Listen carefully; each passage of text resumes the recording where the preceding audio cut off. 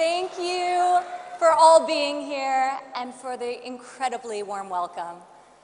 On behalf of the United States and the 150 other countries represented in this room, thank you for hosting the Global Entrepreneurship Summit here in Hyderabad, a city that is quickly emerging as the innovation hub of India. And thank you, Prime Minister Modi, for joining us here today, and for all that you are doing to build India as a thriving economy, a beacon of democracy, and a symbol of hope to the world. What you are achieving here is truly extraordinary. From your childhood selling tea to your election as India's Prime Minister, you've proven that transformational change is possible.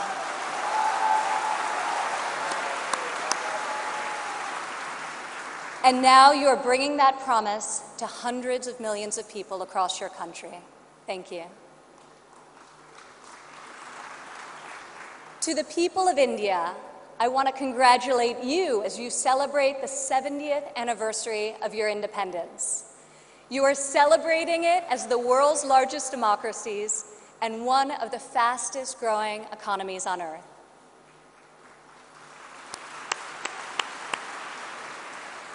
Through your own enterprise, entrepreneurship, and hard work, the people of India have lifted more than 130 million citizens out of poverty, a remarkable improvement and one I know will only continue to grow under the leadership of Prime Minister Modi. All of you are helping India's middle class reach its goal of nearly 500 million people by 2030. You have opened new universities across the country. Your doctors and scientists are discovering medical cures and life-saving technologies. Your engineers and your architects have built modern wonders that grace your skies. And Indian spacecraft have traveled to the moon and to Mars. The people of India inspire us all.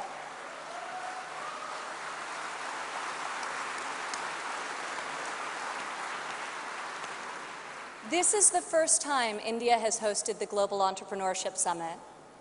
It is a symbol of the strength and friendship between our two people and the growing economic and security partnership between our two nations.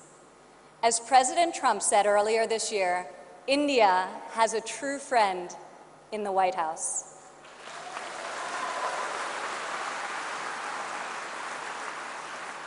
I would like to thank the State Department for co-hosting this incredible gathering. I would also like to thank Governor Narasimhan and all elected Indian officials who are here with us tonight for welcoming us to your beautiful country. Thank you. It's incredible to be in this ancient city brimming with transformative technology. Now, your tech centers may even outshine your world-famous biryani. Maybe. CEOs like Microsoft's Satya Nadella went to school right here in Hyderabad.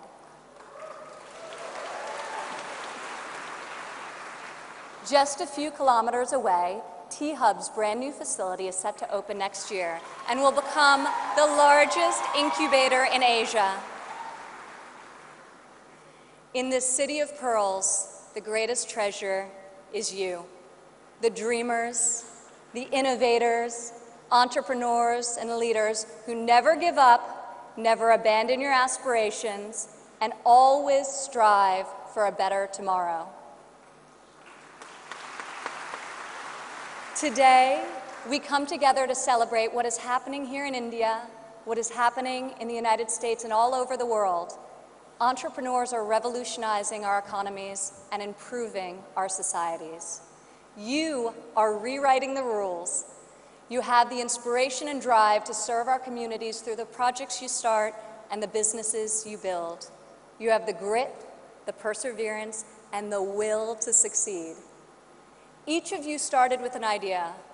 You've worked long days and nights to code the next robot, create the next app, find the next cure, and discover the next breakthrough to improve the lives of millions of people. Some may have tried to convince you that the risks are too great, the rewards too small. But you are here today because you are not afraid to fail. You want to own your future. So I want to congratulate you on all that you have already accomplished.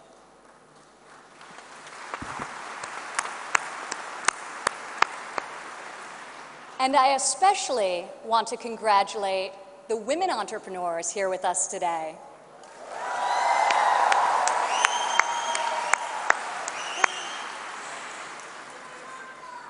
Thank you. This year's summit is focused on a theme that is key to our future: women first, prosperity for all.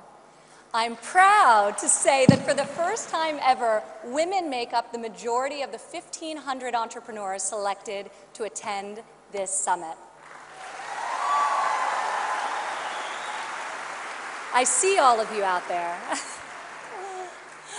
Only when women are empowered to thrive will our families, our economies, and our societies reach their fullest potential. As a former entrepreneur, employer, and executive in a male-dominated industry, I've seen firsthand that all too often, women must do more than their male counterparts to prove themselves at work, while also disproportionately caring for their families at home. After my father's election, I saw an opportunity to leave my businesses for the privilege of serving our country and empowering all Americans to succeed. Our administration is advancing policies that enable women to pursue their careers and care for their families, policies that improve workforce development and skills training, and policies that lift government barriers and fuel entrepreneurship so that Americans can turn their dreams into their incredible legacies. In the last decade, women have made remarkable strides in starting new businesses. Globally, between 2014 and 2016, entrepreneurship activity amongst women has increased by 10%. In the United States, within the last decade, the number of women-owned firms has grown by 45%.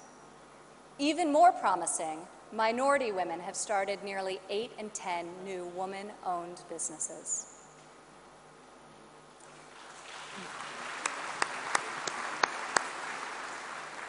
Today, more than 11 million women in the United States own businesses. They employ nearly 9 million workers and generate over $1 trillion in revenue.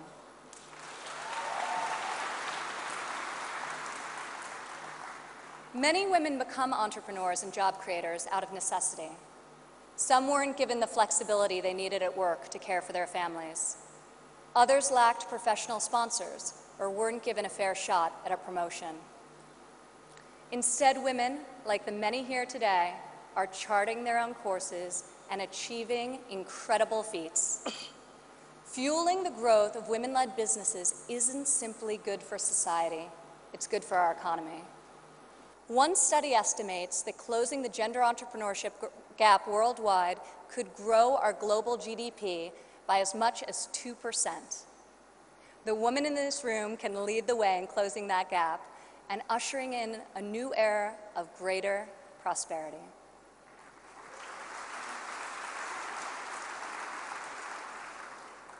Yet despite the soaring rate of female entrepreneurs, women still face steep obstacles to starting, owning, and growing their businesses. We must ensure women entrepreneurs have access to capital, access to networks and mentors, and access to equitable laws. In developing countries, 70% of women-owned small and medium-sized businesses are denied access to capital. The result has been a nearly $300 billion annual credit deficit for women entrepreneurs in the developing world. In the United States, a Harvard Business Review report found that investors ask men questions about their potential for gains, whereas they ask women questions about their potential for loss. This could in part explain why women entrepreneurs received less than 3% of venture capital funding in 2016. We are working hard to reverse this trend. The U.S. Small Business Administration, for example, increased lending to women by over $500 million this year alone.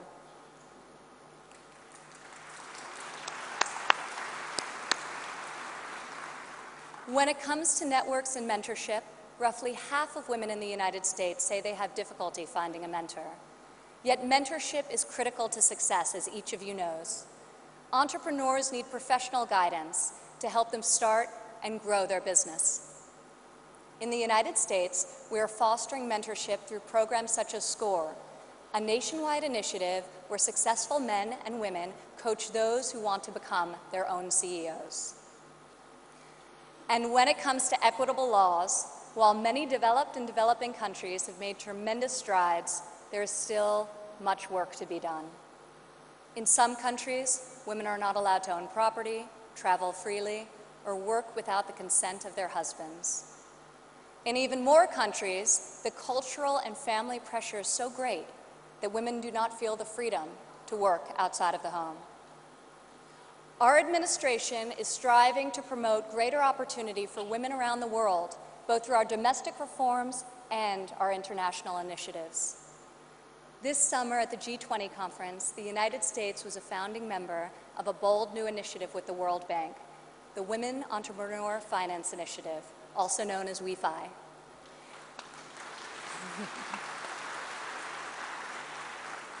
This facility provides access to capital, networks, and mentorship for women in developing countries. WEFI is the first facility to support women entrepreneurs at this scale, and we anticipate it will be able to leverage in excess of $1 billion in public and private financing. This facility also seeks to address the legal and regulatory barriers that limit opportunities for women entrepreneurs.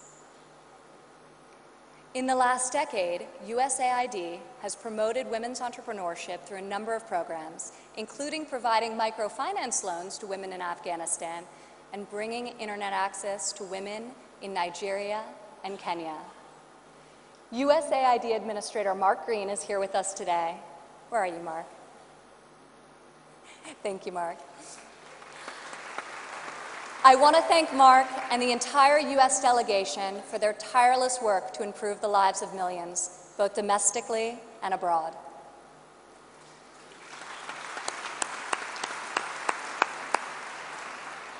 Further, as each and every one of you can attest, this summit is yet another powerful example of a U.S. initiative that connects entrepreneurs around the world with investors who believe in your mission and will champion your success.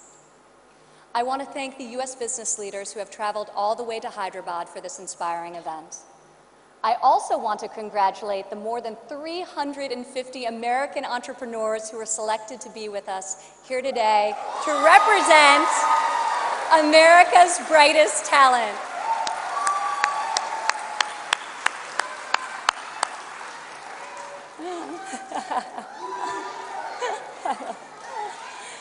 I think I found your section. Thank you. At home, our administration is committed to empowering women entrepreneurs through domestic reforms. In the past 11 months, we have expanded apprenticeship programs and prioritized STEM education to ensure that women and men have more opportunities to master the skills that drive progress in the 21st century. We have dramatically reduced job-crushing regulations, which disproportionately hurt entrepreneurs and small business owners. And we are laser-focused on passing long-overdue tax cuts. This will provide much-needed relief to working families and to businesses of all sizes. Also this year, for the first time ever, the President's budget included a proposal to establish a nationwide program for paid family leave. We are committed to supporting women and men who work both inside and outside of the home.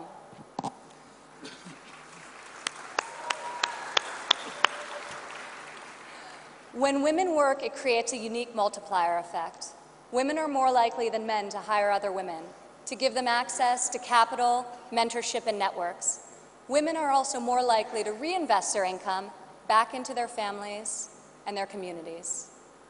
Here in India, I want to applaud Prime Minister Modi for his firm belief that the progress of humanity is incomplete without the empowerment of women.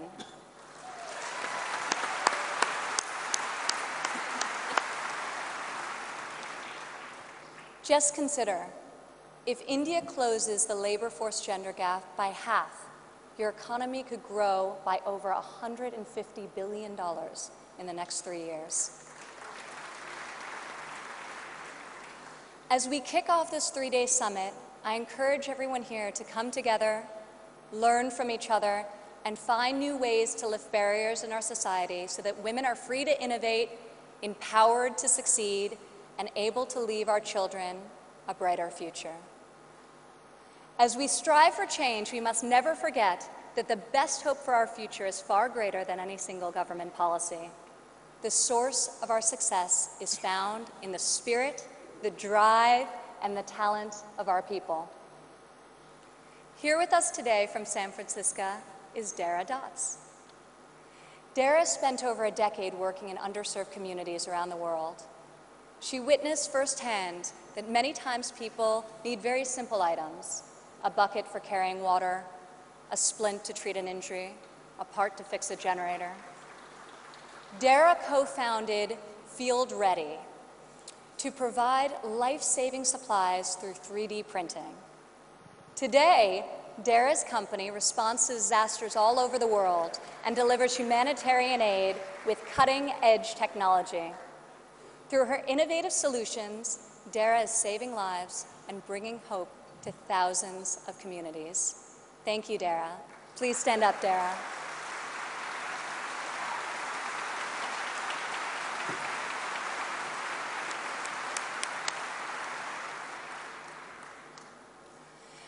Rajlakshmi Bhartakar joins us from Bangalore, India.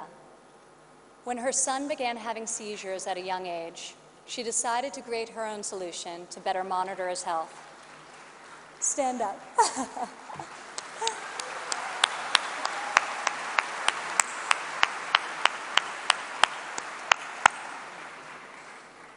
She invented a smart glove that predicts, manages, and detects different diseases and disorders using artificial intelligence. Now her company, Terra Blue, aims to make specialty healthcare accessible in even the most remote places in India. Rajlakshmi, your courage and determination is truly remarkable. Congratulations. Thank you.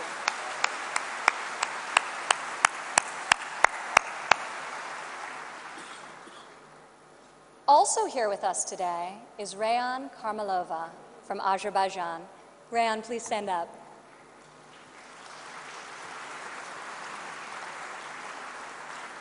You all won't believe this, but Rayan is just 15 years old. But that has not stopped her from founding a company that harvests energy from rainwater. Rayan has a powerful motto: light up one house at a time. Rayan, each home you light up is illuminating the world. We are inspired by your brilliance and your hard work. Thank you.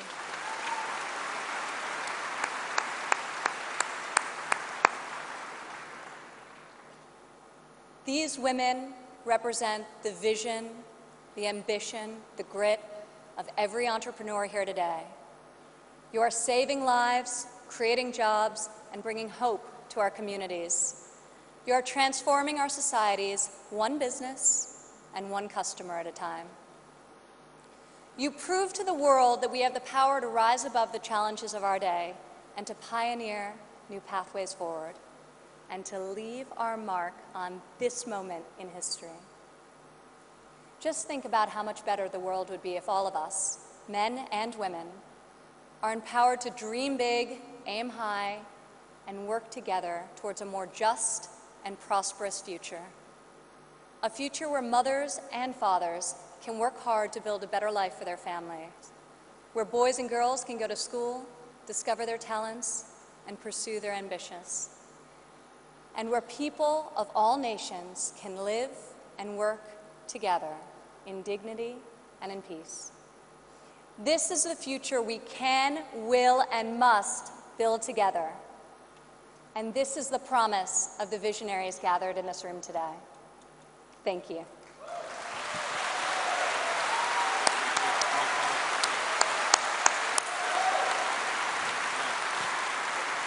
Thank you, Ms. Ivanka Trump.